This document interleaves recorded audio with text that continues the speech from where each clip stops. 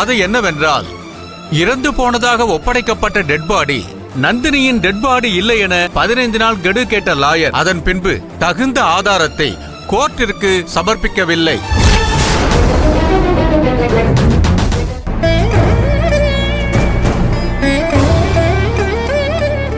அதோடு இரண்டு தரப்பிலும் சமர்ப்பித்த ஆதாரங்கள் அனைத்தும் ஒன்றுக்கொன்று சளைத்தவை அல்ல. இதன் அடிப்படையில் தீர்ப்பு எழுதுவதை விட மனித நேயத்தின் அடிப்படையில் தீர்ப்பு எழுதுவதே சரி என தோன்றுகிறது. நந்தினி என்ற பெண் கொலை செய்யப்பட்டதாக ஏற்கனவே போலீஸ் தரப்பு விசாரணை மேற்கொண்டு அளித்த சாட்சியங்களையே இறுதி சாட்சியங்களாக எடுத்துக்கொண்டு உண்மையான குற்றவாளி வேல்முருகன் தான் என இந்த கோர்ட் தீர்ப்பளிக்கிறது.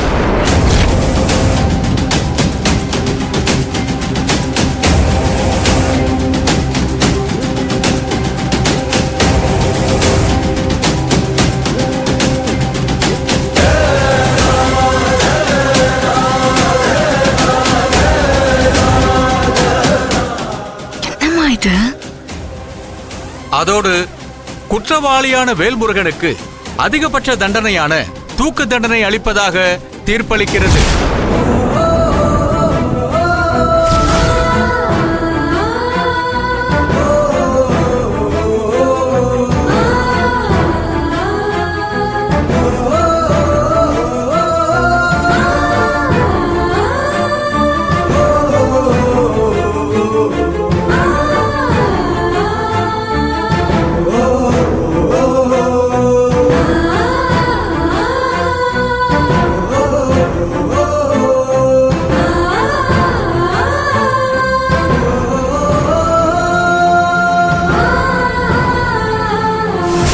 இனிமேலாவது இது போன்ற குற்றத்தில் ஈடுபடுவது தங்களுடைய வாழ்க்கையையும் சேர்த்து இழக்கக்கூடும் என்பதற்கு சான்றாக இந்த தீர்ப்பு அமைய வேண்டுமென விரும்பி இந்த கோர்ட் இத்துடன் களைய உத்தரவிடுகிறேன்.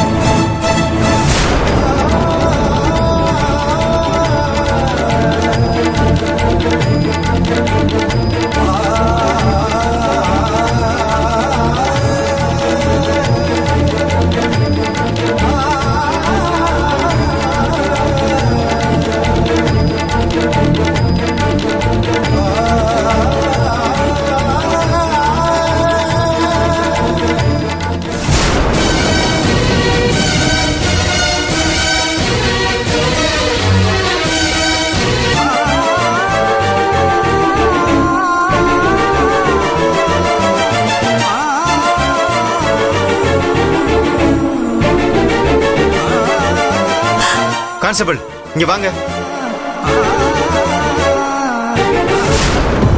செங்கதிரே செங்கதிரே தலை தொங்கியது யாராலே? சங்கடமோ சஞ்சலமோ அதை எத்திவிடு காலாலே.